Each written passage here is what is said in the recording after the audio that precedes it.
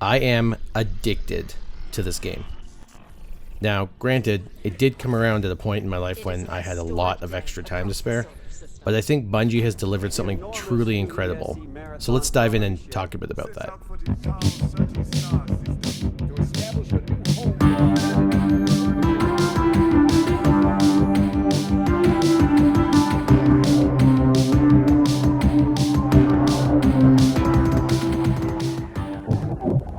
Look at you. Violent little things with ambitions to challenge the stars. You've traveled oh so far to trespass where you are not welcome.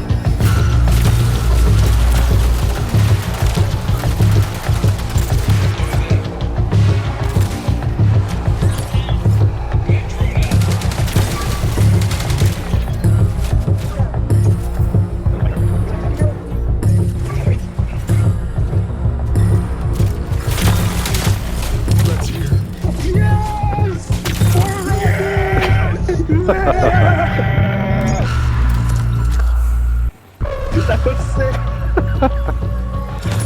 Oh, this game is fucking awesome. The marathon is waiting, and it grows impatient. I'm a longtime fan of Bungie, and a big fan of the original Marathon games. I even did a video about those, which you can see on the channel, link in the description below. While I would have loved to have gotten a modern take on Marathon as a single-player based game, what Bungie has created is far more interesting and, dare I say, bold. This is the first game since Destiny 1 that's reinvigorated that drive, that deep want to play, and not just play, but play all the time. I've thought about this for a long time and like what it is about this game that has me so hooked. And on paper, it's simple enough. You drop into a map, go loot some stuff, kill some bots, kill some players, and get out with your shiny new toys. But always with the constant threat of losing it all looming over every run. It's kind of a classic gambling loop. And if I can run with the gambling analogy for a bit here, just like a casino, in the long run, the house always wins. You will lose your gear and you will die. A lot. This game is hard. Very hard. But not in the way that Dark Souls is hard or Silksong is hard. You can get really good at Marathon, have all the best gear in the world, but still end up losing a fight to some schmuck with a sponsored free kit. No matter how good you are, there's always the chance that you can fail, and I think that right there is why I'm so hooked on this game. The danger is always real. You're never truly safe. I've had run after run where I just couldn't catch a break, and while it is frustrating in the moment, it does create this drive in me to want to get better and to overcome, but also the want to become good enough to lay the smackdown on some fools. The gameplay is the sustenance, and the loot is the carrot that's always dangling there with the potential for just one more shiny new thing. Run, die, repeat. Again and again and again. Let's talk story. The original Marathon was known for its very confusing plotline and very intricately told story. So what's the deal with New Marathon? Layered over the metagame is the actual story of the Marathon and the colony of Tau Ceti 4, which you slowly discover as you unlock codex entries by completing contracts and extracting with special kinds of salvage loot. Granted, it's not the most economical way to get the story told, but it directly serves the narrative. The corporations you work for also want to know what happened on Tau Ceti, which you are slowly piecing together with each run that you do. You're learning the secrets of what happened to the colonists, as if you're really there trying to find out what happened. The story progression isn't solely locked to lore entries. There's a smattering of traditional cutscenes, albeit they're fairly cryptic in nature. The real meat of the story comes in the form of faction contracts. Marathon's in-universe way of doing quests. Each faction, except for Arachne, has two types of contracts available, priority and standard. Priority contracts are the main story missions, and will give you a debrief by the faction's AI representative after completing each step. Currently, there are 2 batches of priority contracts for each faction that unlock at faction level 1, and then another set at faction level 2. Good win. Some of the codex entries you acquire are actually audio logs that are conversations from some of the key characters in the Marathon universe. Characters such as Dr. Bernard Strauss, a scientist responsible for the creation of the game's main AI antagonist. Durandal is the one designed specifically with room to grow. The nurturing of his digital mind is a delicate undertaking, with a lot of trial and error. While other audio logs are just everyday conversations between colonists. You're not usually up this early. Double shift to rewire a prefab panel. Ticks keep snipping through the insulation. Or just some regular old corporate advertising. We sent a favorite from home with you. New Caloric 187, the drinkable cheeseburger. You'll find individual and shareable sizes in your colonist welcome package. And while the codex entries are great world-building tools, it does make me want a more traditional story experience, given just how much work has gone into the world itself. You infected our crops, and then you infected our people. You can colonize my blood, liquefy my bones, but I figured you out. Still not sure what's helping you. What made you into a weapon? Few games are able to tie what is happening in their gameplay to their narrative in such a satisfying way. The runner shells that you use are paid for and provided by various corporations, each with their own interests and agenda. Your consciousness is transferred into a shell, and then you complete the contracts to earn money and uncover the secrets of Tau Ceti 4. If you die, they just print you another shell and then just add it to the rather large line of credit that you owe. The contracts get progressively harder as you finish each step, and especially if you're doing them as a solo player. For example, one contract has you going from one end of the Dire Marsh map, submitting a sample to a machine that spits out an item that you need to take to the other side of the map to refine into an injectable consumable. After you take the consumable, you have to go find and kill another runner to complete the contract, all in a single run. What? It's possible to do these solo. I've done 90% of them on my own. However, the variables working against you are incredibly high. And solo play by its nature just means there are less players available to kill for any PvP contracts, and sometimes by the time you're ready to do that portion of the contract, there might be nobody left alive on the map, or everybody might have extracted, or you might just not be able to find them in time. It creates some truly frustrating moments, especially if you're like me and have runs where everything falls into place, you get through the first steps no problem, then miraculously when you need to kill somebody, there's a player not paying attention and fighting some UASC bots. The perfect setup to down them quickly and finish them off. Only you forget to heal, and right as you're about to finish them off, you're taken down by a bot. Then you spend 8 more runs trying to redo the same contract. However, if you play in trios, a lot of these are trivialized. Your teammates can kill somebody on your behalf and you'll still get the credit for it. The balance is definitely skewed against the solo player.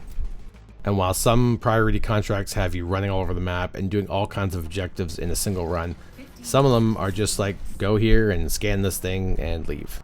They vary wildly in their difficulty. The standard contracts are a mixed bag in terms of their goals, but if you don't like what they're offering, you can also spend a few credits and re-roll the contract until you get something you like.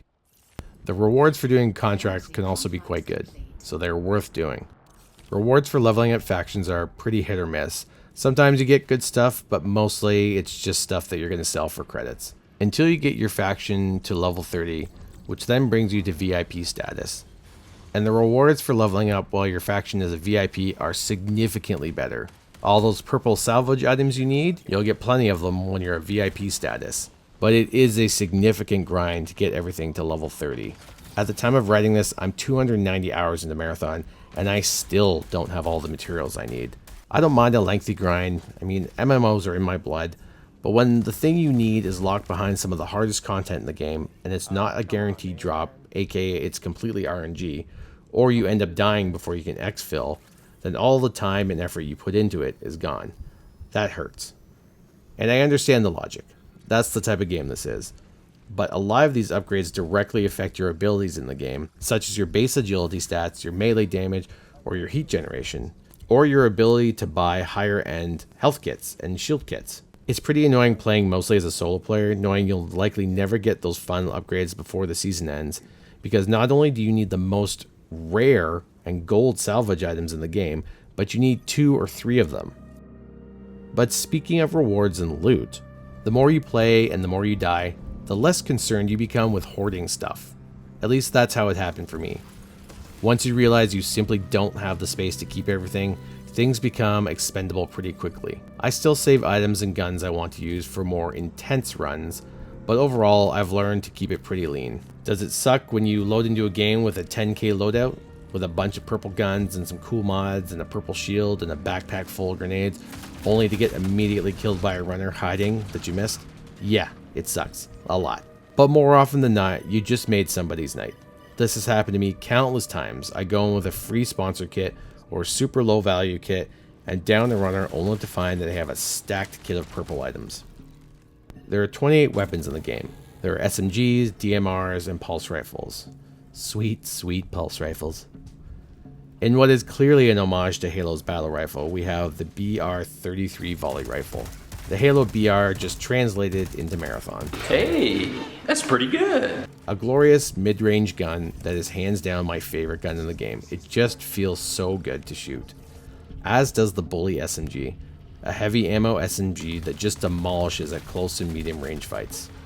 Complementing the ballistic weapons are energy guns such as the reliable V11 Punch, or the Needler stand-in, the V22 Volt Thrower, which, just like the Needler, has tracking projectiles.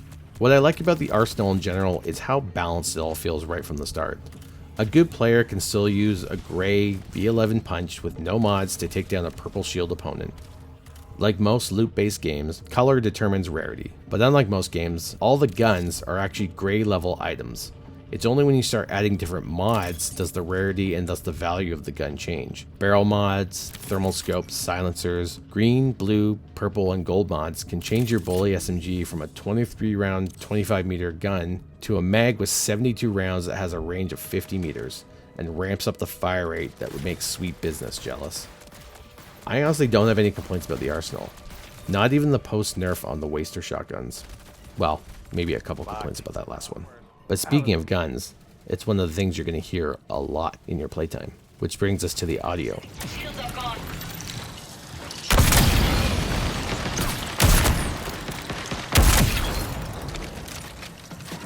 One common gameplay element in extraction games is situational awareness.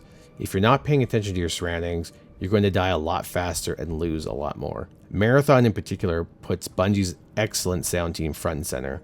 The sound design in this game is incredible. I have stocked players purely on the sound cues the environment gives off. It makes listening almost more important than seeing.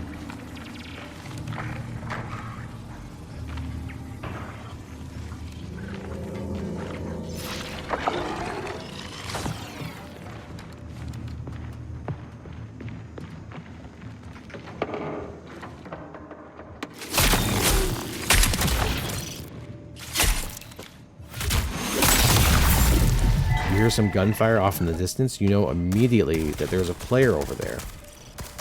So you head over and try and hunt, but the tables have turned, and that player was using gunfire to bait people to their location. After a couple hundred hours of play, listening to footsteps becomes second nature, and something I do all the time to better position myself for a fight, or to sneak up on somebody. I've had some really tense standoffs with people, where neither of us are moving, and as soon as one person makes some noise, the other moves and pounces. It's exhilarating and terrifying. Because sound is such an important aspect of the gameplay, you can use the environment to your advantage, only moving when you hear gunfire or environmental sounds to help mask your approach. It opens up a wide array of options on how to approach a fight. Aside from the audio, the other thing you immediately notice is how Marathon looks. The amount of hate that Marathon gets is disproportionately about its art style. And while I can understand if you don't like the art style, calling it a Roblox knockoff is just flat out insulting and wrong. In my opinion, the art in Marathon is beautiful. It's a bold, creative choice that you rarely see in games. If we compare it to another popular extraction game, Arc Raiders, you immediately see the stark difference.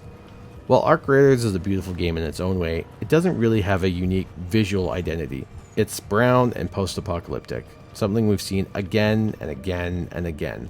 The brown aesthetic. Just look at the art style of all these other extraction games.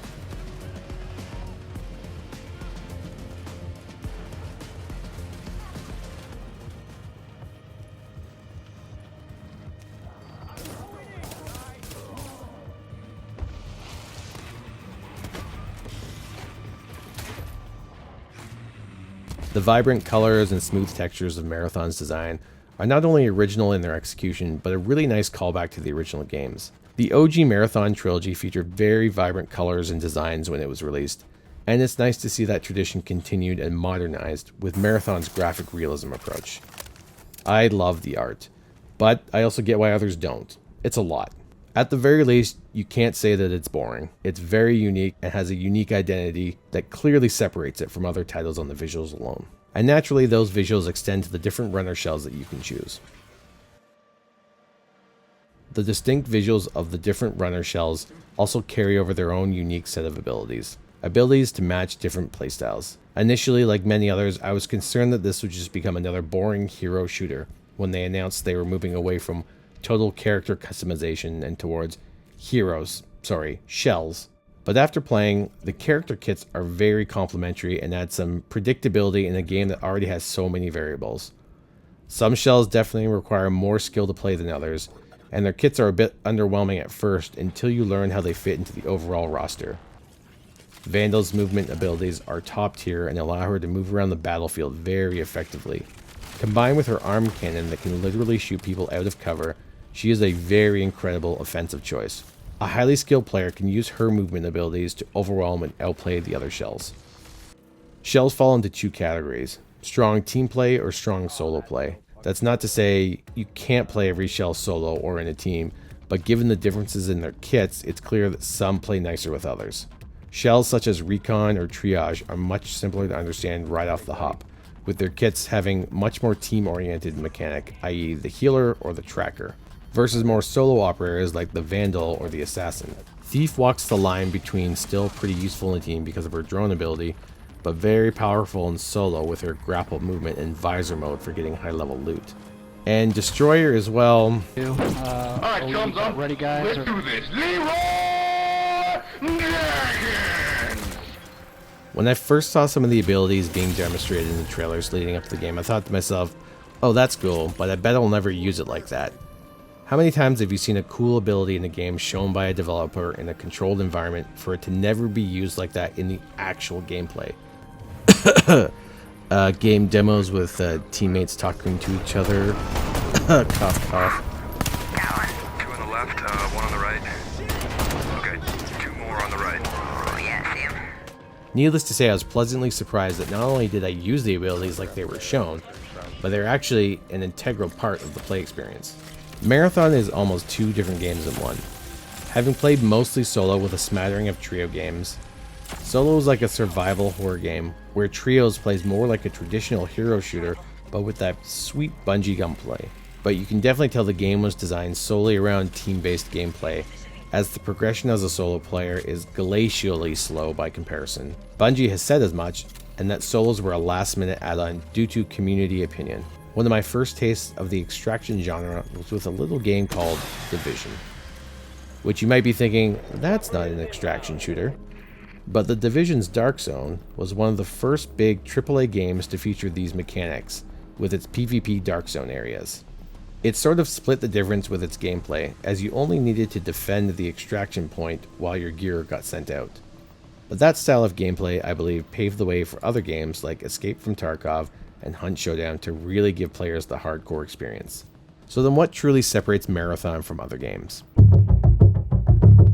Marathon launched with 3 maps: Perimeter, Dire Marsh, and Outpost. Each map getting progressively more challenging. Perimeter is large and open with lots of POIs to check for loot. UESC presence is low with a couple of high-end key rooms to keep people coming back. Dire Marsh is a sprawling swamp with a lot of POIs and a lot of good salvage loot, but it is a sniper's paradise, and a thermal scope's comfort zone. The UESC presence is also bumped up quite a bit here, with events like Lockdown and the Anomaly. Outpost is where things get serious. A map that is significantly smaller in terms of its square footage, but it's an incredibly dense compound with a lot of verticality. To get good loot, you will need to get keys to unlock access to the pinwheel base, the large three-pronged structure that juts out over the other points of interest around the map. And to further access even better loot and keys for other maps, you will need 3 red keycards that are placed at various points around the map. Unlike Perimeter and Dire Marsh, Outpost forces teams into close combat when they're trying to loot the pinwheel base. All of these maps are funneling you towards one goal, the Marathon ship itself. The ship hangs silently in the skybox of every map, taunting you to uncover its secrets. The Cryo Archive of the Marathon ship is but a small section of a truly gigantic vessel. This endgame map pits 5 teams against each other in a race to solve puzzles in the form of the 6 vaults, 6 locked rooms that require a key to open, a key they must get from other prestige key rooms or warden bosses, or the hectic red key room on Outpost. Survive, kill, and unlock a vault to get the highest end loot in the game. If you die before you can even use the key, well, tough luck. Hopefully you have more. The overall goal here is to unlock the mysterious 7th vault and kill the boss within, an alien known as the Compiler. This is very similar to a Destiny raid, except if that raid took place on a Crucible map, where you can lose all of your gear on death, and other teams could spoil your run even as you're fighting the boss itself. Cryo Archive is a mind-bending maze of corridors, vents, different levels, secret doors, and the hardest UESC the game has. This is the goal you're working towards throughout the whole season. Gear up and take on the boss to get the best loot in the game. And this is Marathon's greatest strength as a game in the extraction genre. When you start to get a full vault and have run through all the quests in other games such as Arc Raiders, there really isn't anything to do with all of your accumulated wealth. There's no big insurmountable goal to aspire to. Once you've taken down all of the big arc, the only option is to continue to do that over and over again. The interesting thing about having a map like Cryo Archive is that as the player base gets more and more skilled, it becomes less of an insurmountable goal to attain and more of a draw. This kind of endgame experience can continue with future seasons as newer parts of the Marathon ship are unlocked and we dive into a new puzzle to solve. But I do think a lot of people are scared of trying this mode because of how daunting a task it initially seems, and I think there's a lot of room here for improvement. Bungie has already corrected a few of these issues, such as the AI subroutines being RNG based spawns in the vaults that you've unlocked, and you need all 6 subroutines to be able to open the 7th vault, and thus even access the boss. Not having it spawn after you've used a key that is also RNG feels really bad. There are still so many moving parts to this, a leftover from the team-focused design of the game. Currently there is no way to progress towards the Compiler as a solo player, and that feels like a big oversight that needs to be corrected. A quick Season 2 note, Bungie is implementing a mode called Vault Breaker, which will allow you to play as a solo player or a trio player, and is a totally PvP focused activity that takes place in the Cryo Archive map. So that should be an interesting path going forward. However, playing Cryo Archive just on its own is a hell of an experience. To progress through locked doors or even access other teams, you need to get security clearance from commanders and from security tags laying around. This creates an interesting dynamic. You need certain levels of clearance to access parts of the ship, with each increase in clearance giving you access to more parts of the ship. The trade-off being, if you open a door, you open it for everyone, so it invites some strategy in how to play the map and where you end up going. The map design is filled with twisting vents and options for escape, but it will eventually funnel you into the central section called Control. This is where a lot of the fights will take place. If you are vault hunting, you might take the approach of letting other teams duke it out while you try and sneak around, or maybe rush other teams to try and wipe the entire lobby and give your team as much time as possible to do a boss run. The Cryo Archive map is only available on weekends, and while I wish it was around all the time, I understand the reasoning. It gives you something to look forward to every week. You stock up on gear from other maps, and then hop into Cryo, or as the community has dubbed it, the Lose Everything Factory. Marathon has an incredibly addicting gameplay loop, and a big shiny goal to work towards. So having blathered on about this game for the last 20 minutes, what's the TLDR version of what I think? Marathon is in a really tough spot. On the one hand, you have a community that is incredibly angry at the game for seemingly taking away resources from their favorite game, aka Destiny.